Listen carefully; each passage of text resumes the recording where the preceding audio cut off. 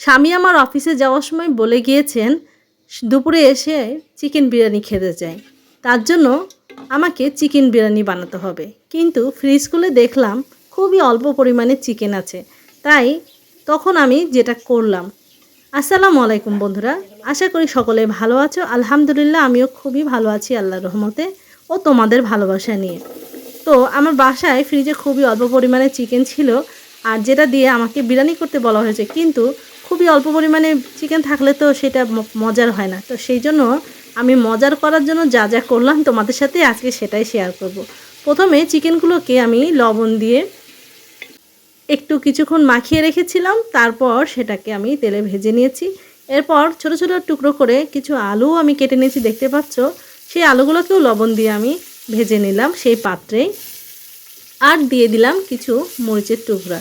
মরিচের টুকরোগুলো দিয়ে খুব ভালো করে ভেজে নিচ্ছি যেন খুব সুন্দর একটা ফ্লেভার পাওয়া যায়। এরপর দিয়ে দিলাম আগে থেকে ধুয়ে রাখা, পানি ঝরিয়ে রাখা পোলাওয়ের চালগুলো। পোলাওয়ের চালগুলো নিয়ে খুব সুন্দরভাবে আমি নাড়াচাড়া করতে থাকলাম যেন খুব ভালোভাবে আমার ভেজে নেওয়া হয়। এরপর একটা কড়াইতে আমি তেল নিয়ে নিলাম, আর তার মধ্যে দিয়ে দিলাম টমেটো বাটা। এই টমেটো বাটা কেন দিচ্ছি সেটাও তোমাদেরকে বলবো। যেহেতু আমার কাছে টমেটো সস নেই, শেষ হয়ে গিয়েছে, বানাতে হবে, তো সেই জন্য আমি সরাসরি টমেটো বেটে নিয়েছি। টমেটো বাটাটা দিয়ে দিলাম, আর এর মধ্যে দিয়ে দিব আদা বাটা। পর্যাপ্ত পরিমাণে দিয়েছি, এখানে 2 চা চামচ পরিমাণ আদা বাটা আছে, আর 2 চা চামচের একটু বেশি রসুন বাটা আছে, কারণ এটা আমি চিকেন রান্না করছি, সেখানে চিকেনে রসুনের পরিমাণটা একটু বেশি থাকে, সেটা জানো তোমরা অবশ্যই। আর যে বাজার থেকে যে চিকেনের মশলা, মানে চিকেন বিরিয়ানির যে মশলা, সেই বিরিয়ানির মশলা এখন দিয়ে দিলাম কিছুটা, যেটা আগের দিন বিরিয়ানির মশলাতে বিরিয়ানি রান্নার সময় দিয়েছিলাম, সেটা অল্প ছিল, সেটা আমি দিয়ে দিলাম এর মধ্যে।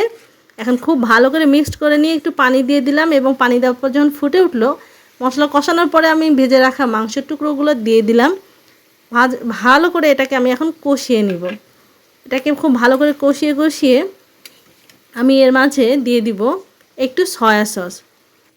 সসটা প্রায় আমি 2 চা চামচের মতো দিয়েছি, এবং ভালো করে খুব সুন্দর করে কষিয়ে নিলাম।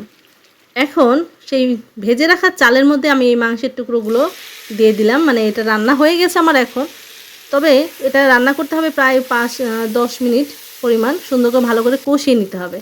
আর আমার ফ্রিজে থাকা অবশিষ্ট গাজর, বরবটি গাছের আর কিছু মটরশুঁটি ছিল, সেগুলো আমি দিয়ে দিলাম। এখন খুব ভালো করে আমি নাড়াচাড়া করব, মিক্সড করব। আর আমি এর মধ্যে অবশ্যই একটু লবণ দিয়ে দিয়েছি।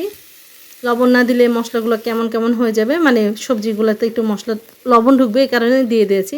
পানিও দিয়ে দিয়েছি, তোমাদেরকে সেটা দেখায়নি। খুব সুন্দর করে একদম পরিমাণ মতো করে পানি দিয়ে দিয়েছি, এবং ঢেকেও দিলাম। আর দিয়ে দিব সামান্য চিনি। সামান্য চিনি কেন দিব?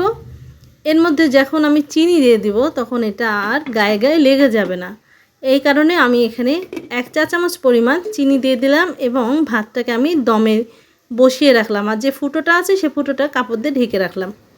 ব্যাস রেডি হয়ে গেল 10 মিনিটের পরে আমার চিকেন বিরিয়ানি। তো আমি এখানে একটু সবজিও ব্যবহার করলাম, একটু আলুও দিলাম, সব দিয়ে ফাটাফাটি।